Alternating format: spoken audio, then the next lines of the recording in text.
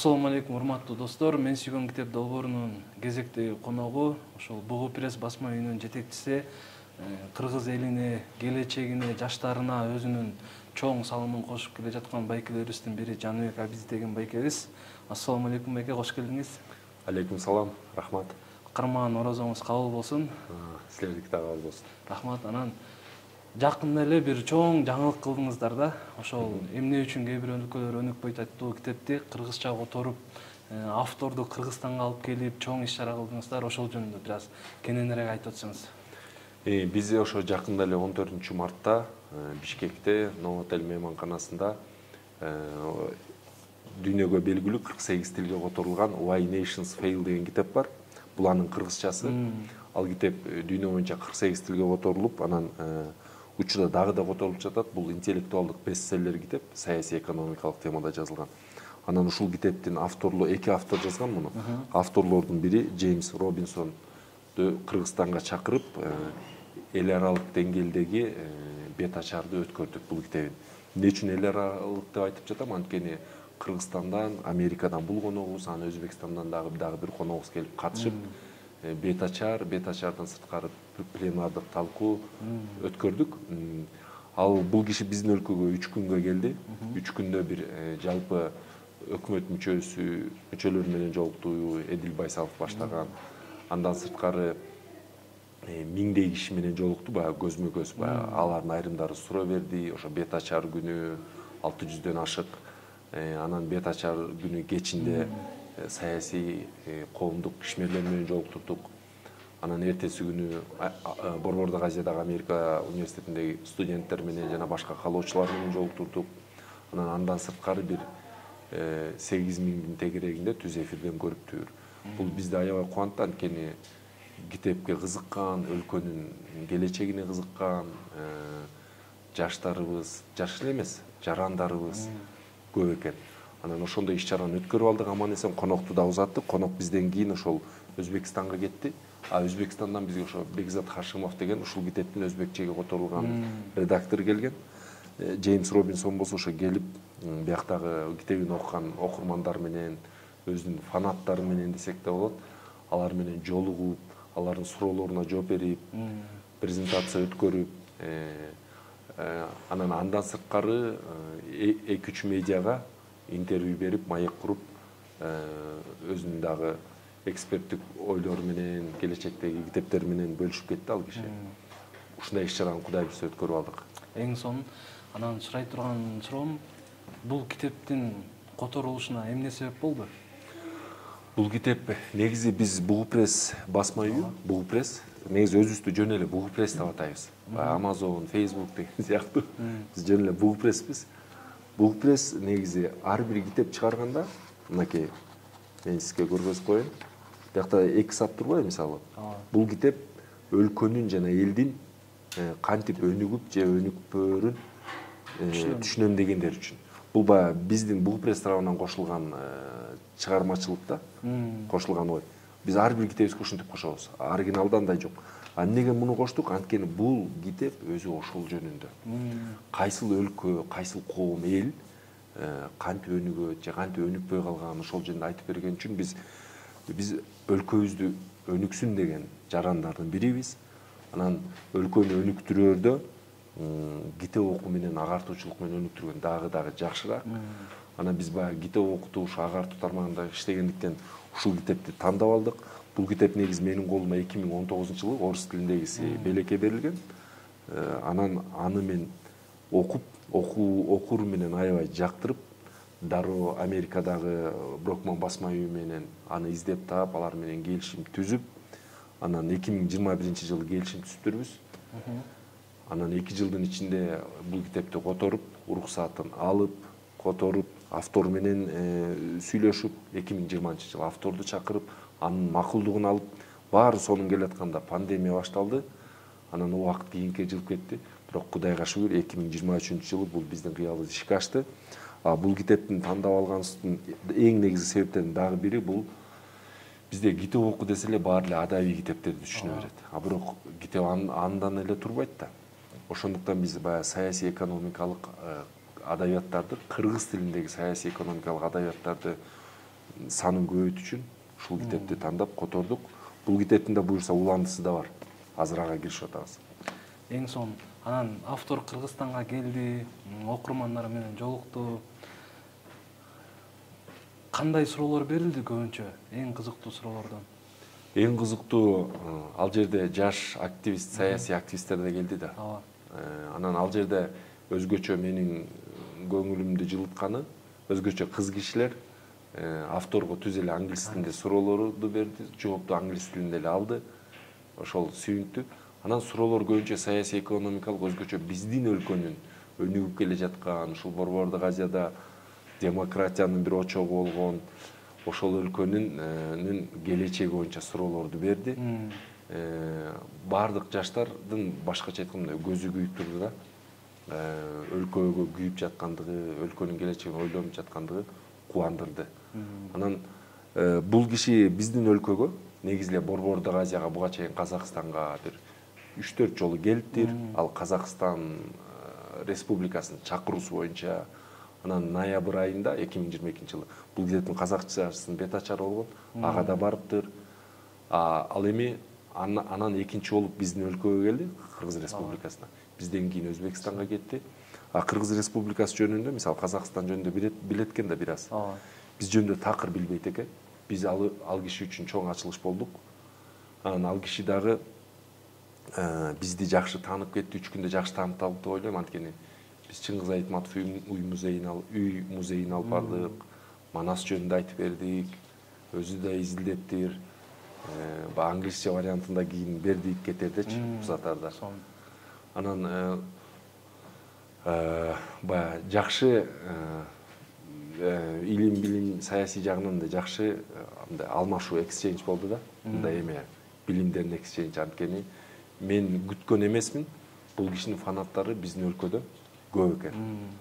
Келсе барам, сөзсүз мен муну окуйм, өлө бул киши мага жагат деп, бул авторлордун эмгектерин жактырып окугандар көп экен. Жакшы. Анан автор коштошуп жатып кандай пикирлерди айтып кетти биз жөнүндө? Биз жөнүндө ошо мени да кубандырганы, башка өлкөлөргө барганда мындай көп киши чогулган эмес деди. Аябай көп киши чогулдурган кубандырды. Анан ошону айтты. Андан сырткары баягы иш-чара бүткөндө менден сурап атпай, Жаныбек иш-чара купулуңа толдубу, жактыбы, жакшы эле сүйлөп бердимби, жакшы болдубу деп. Өзү дагы ошого күйүп, жөн эле келбей, өзүнүн негизги максаты, негизги миссиясы ушул китептеги идеяны элге жеткирүү болгондуктан ошого күйүп бышканы болду. Анан Кыргызстан жөнүндө жакшы нерселерди үйрөнүп кетти, өзгөчө Манас жөнүндө билип, ал айтып атпайбы, баягы Азаттыкка маек берип атканда айтып атат. Силер өзүңөрдүн моделиңерди, өнүгүү моделиңерди түзөрдө сөзсүз Манастан үлгү алышыңар керек экен. Анткени Манаста дипломатия жөнүндө, айкөлдүк эркиндик жөнүндө көп нерсе бар экен.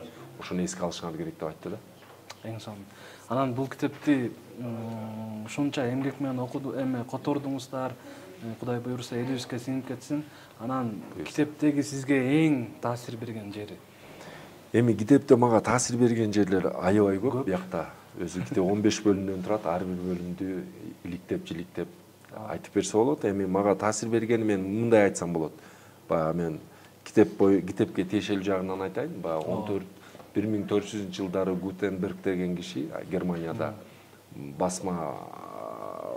басма аппаратын ойлоп табат, станок. Аны ойлоп табат дагы, анан ал элдерге көргөзөт да, элдерге, башкаруучуларга көргөзөт. Анан алар дароо жактырып, түшүнүп, мунун баалуу экенин түшүнүп, ал өзү биринчи Библияны басып чыгат, андан кийин ал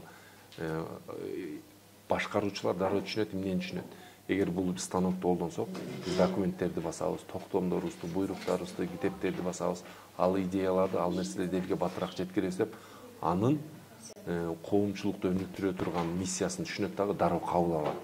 Германия, кийин Франция, Австрия, башка өлкөлөр кабыл алат.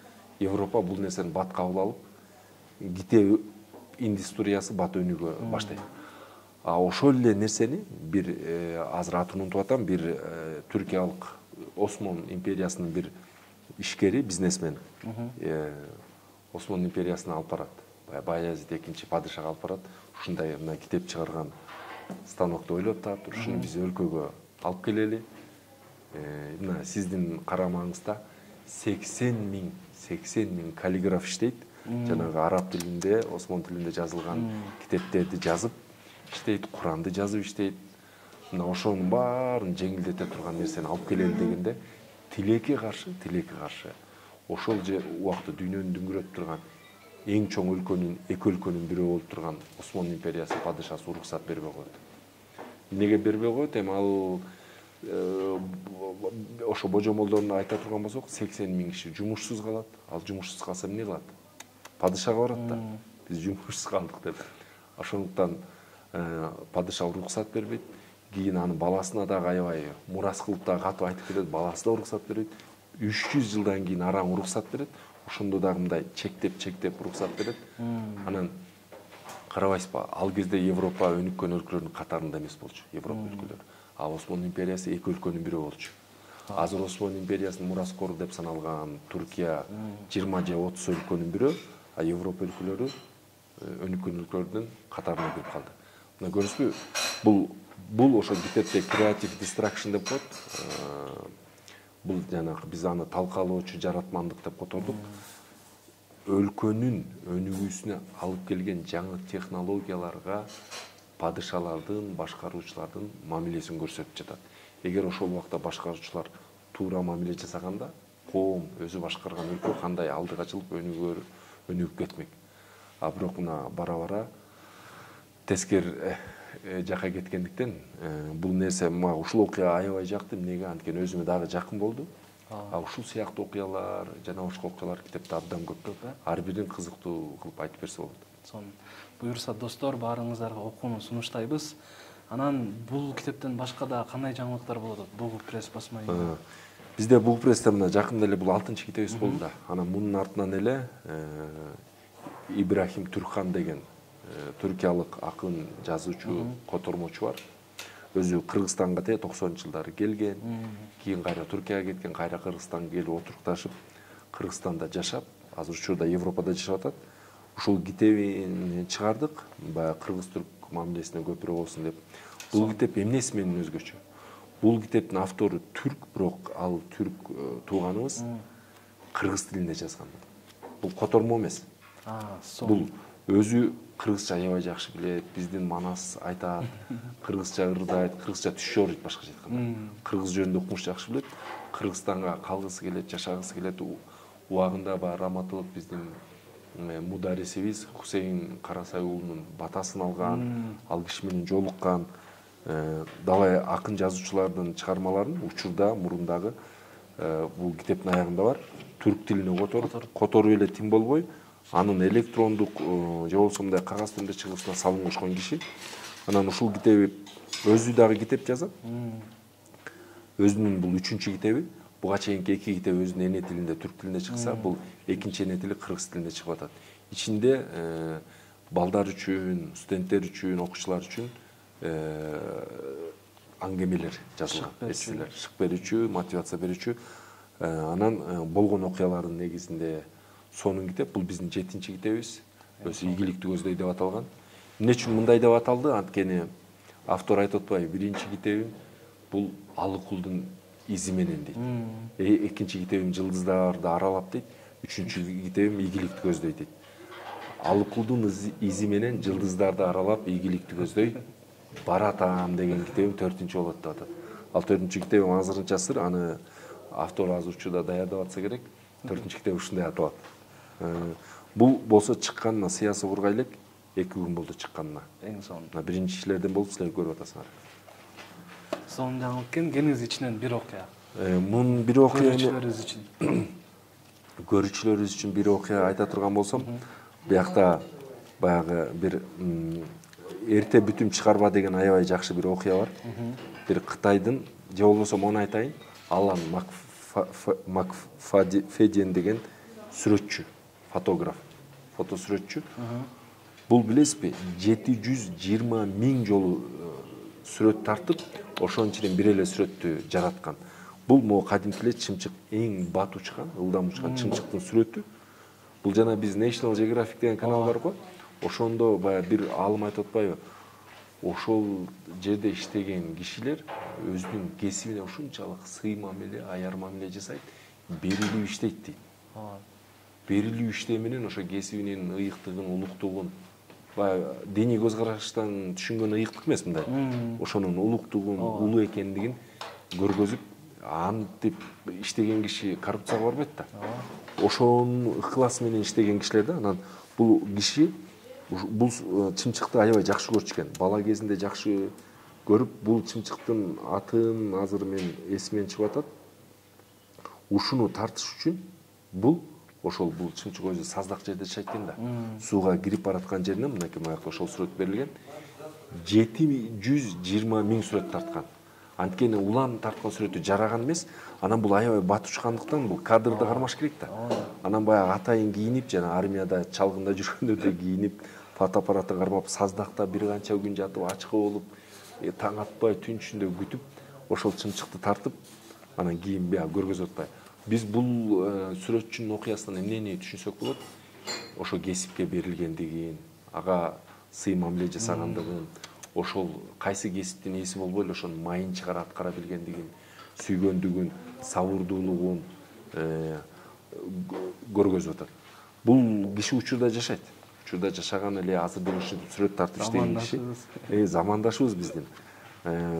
Өзүнө дагы буюрса жазабыз, мына сиз жөнүндө биз китепке жаздык деп.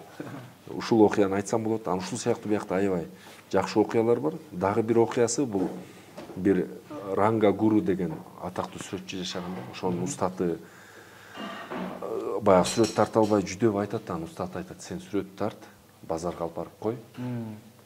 Катасын оңдоп койгула" деп туруп, жанына калемди кой, катасын оңдоп койгула дейт. Анан бир канча күн күттейт, бир канча күндөн кийин барып караса, толтура жерлерди боеп салыптыр. Ары бери өткөн кишилерчи.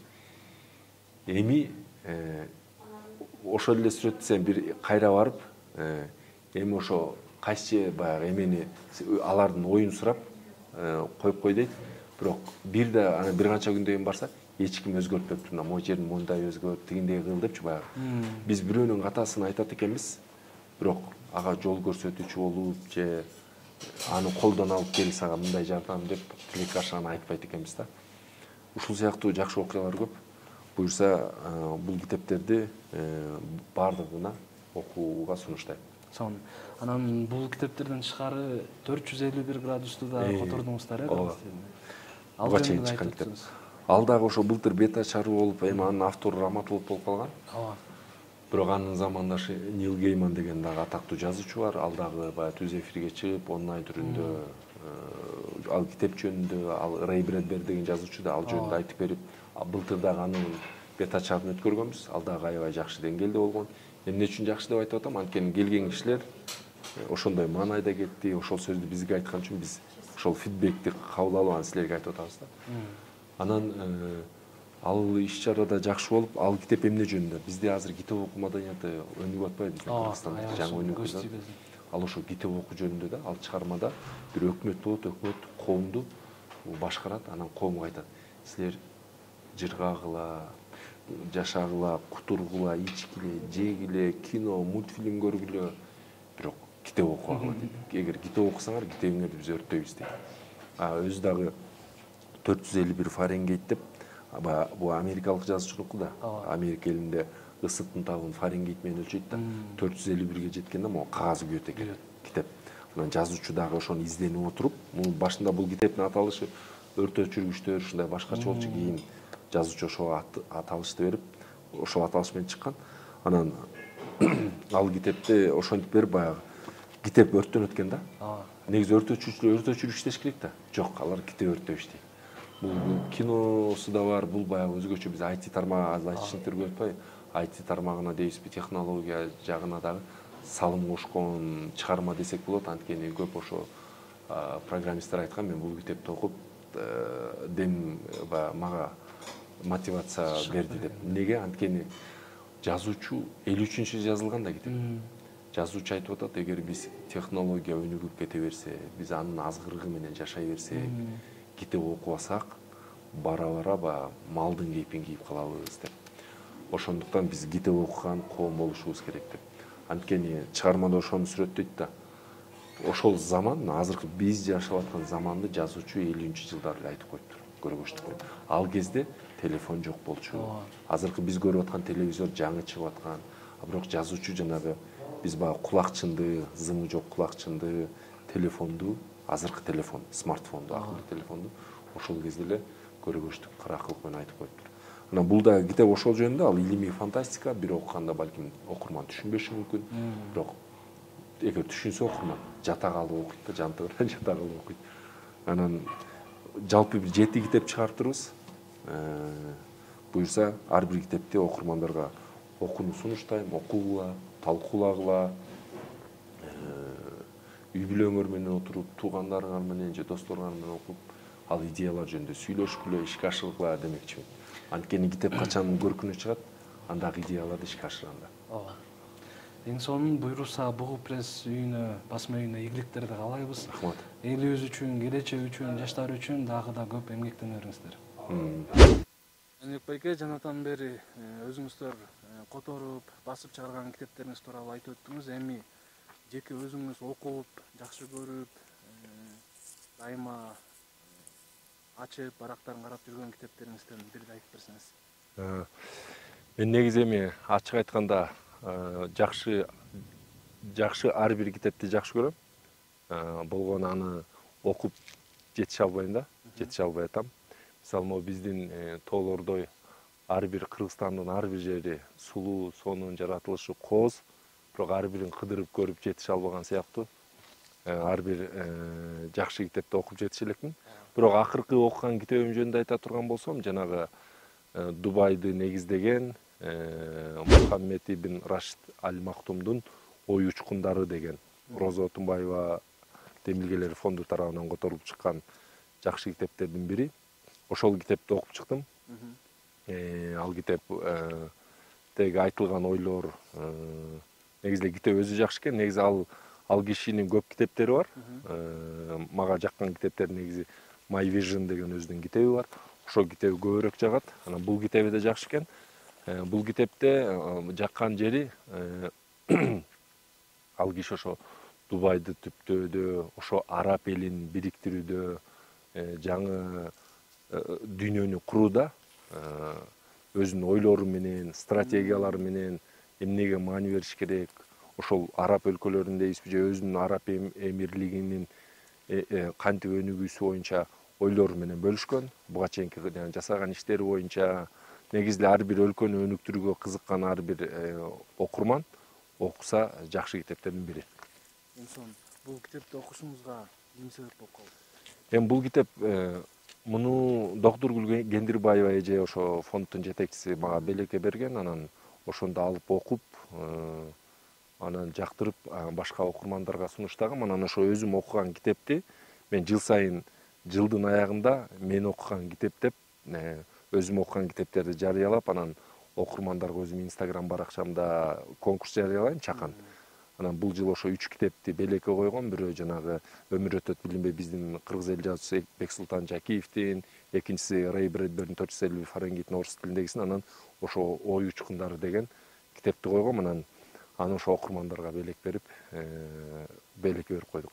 Жакшы. Китептин ичине өтөлү да. Эмне жөнүндө экен, кандай ойлорду жазган экен? Негизи китепте Рашид Аль Мактум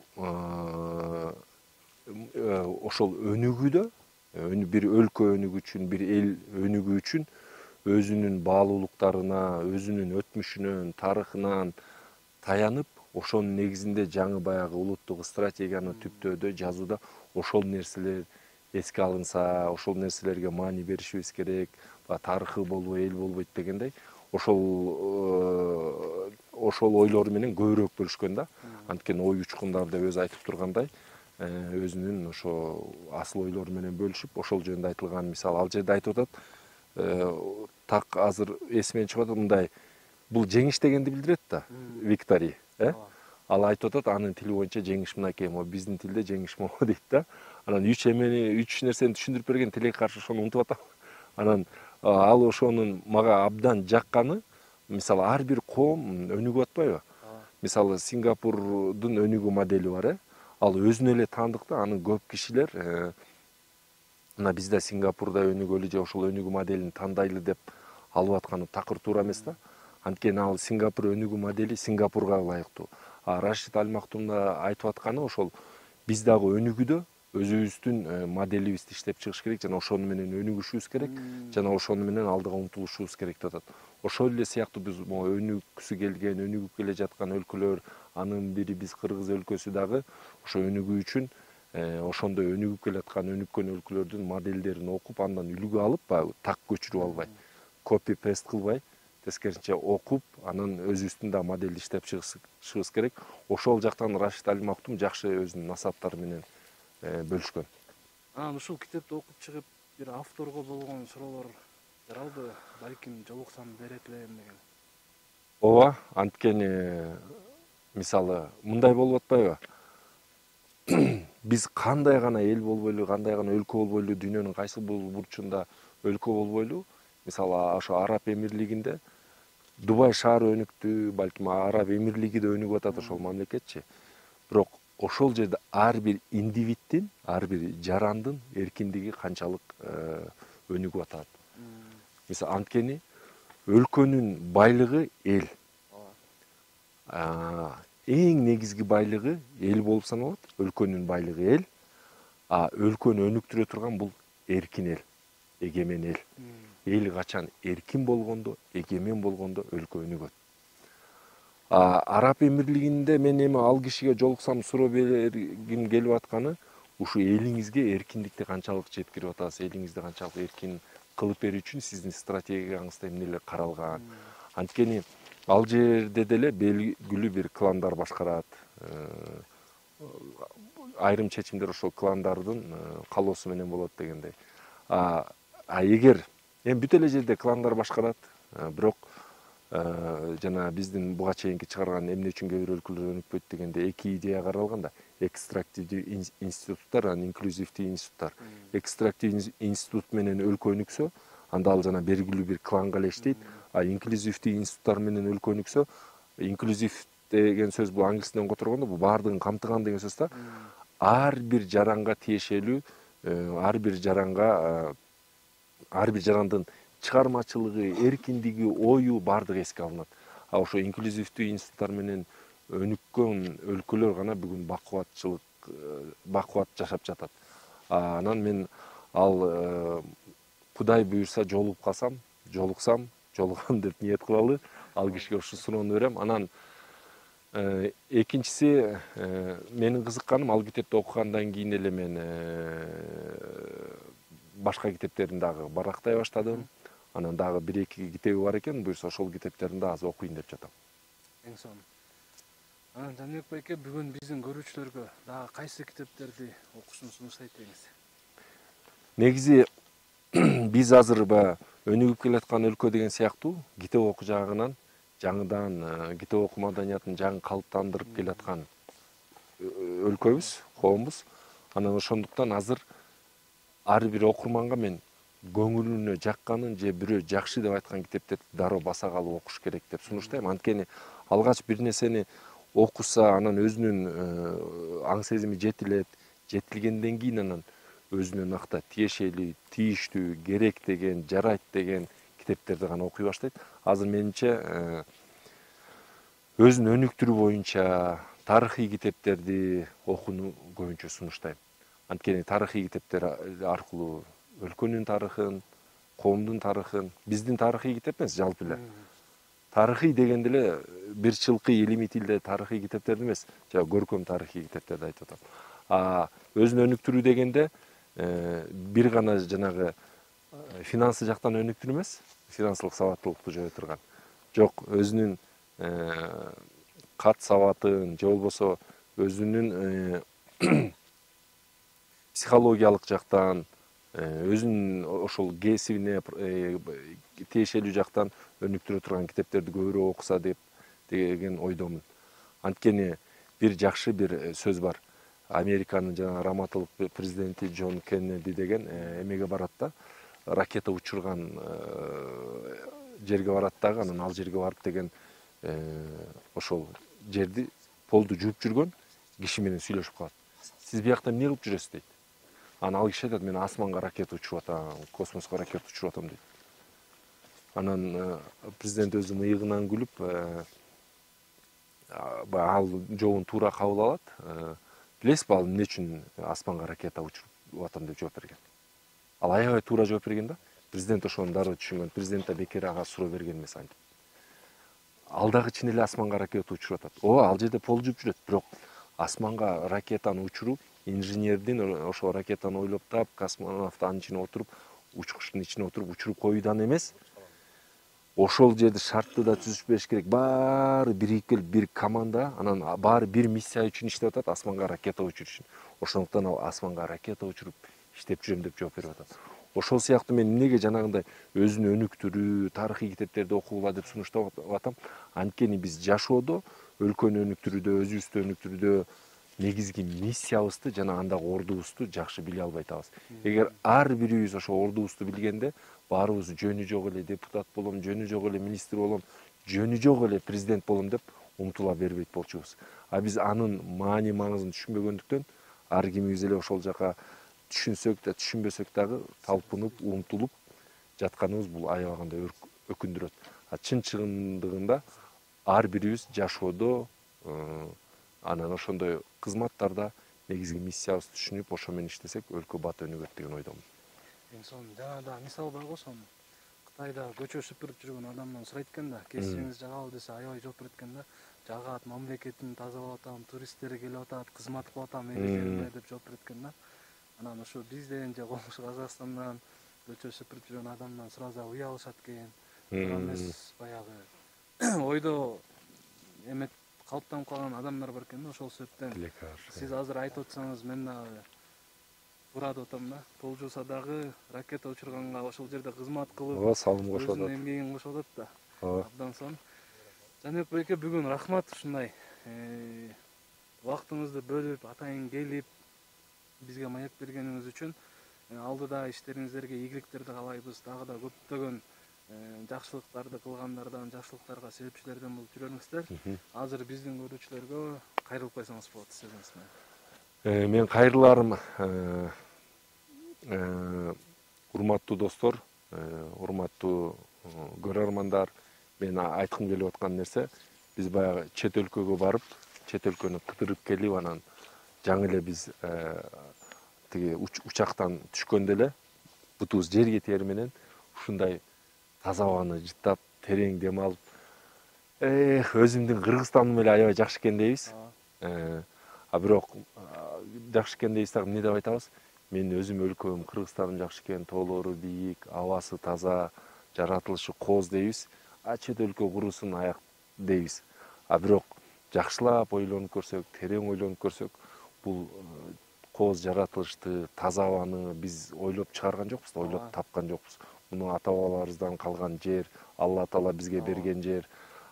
Чет өлкөдө ошо бизден айырмаланып, ал жерде адамдын эркиндиги үчүн, адамдын эгемен жашоосу үчүн, ар биринин укугу сакталыш үчүн алар ошондой коомду түзүп койгон да. Аларда баары күлүп жайнап жүрөт.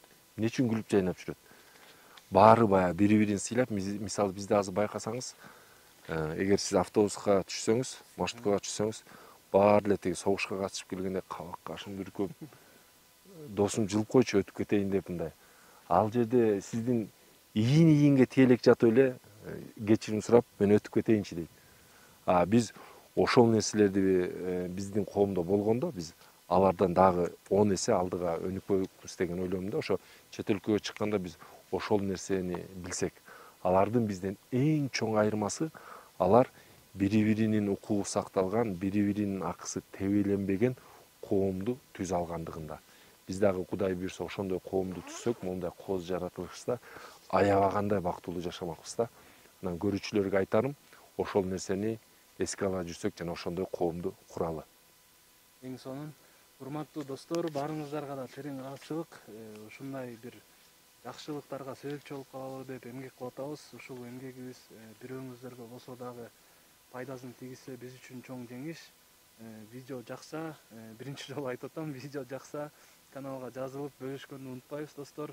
Буйруса сиздер колдоп турсаңыздар, биз дагы көптөгөн иштерди жасай беребиз. Рахмат баарыңыздарга.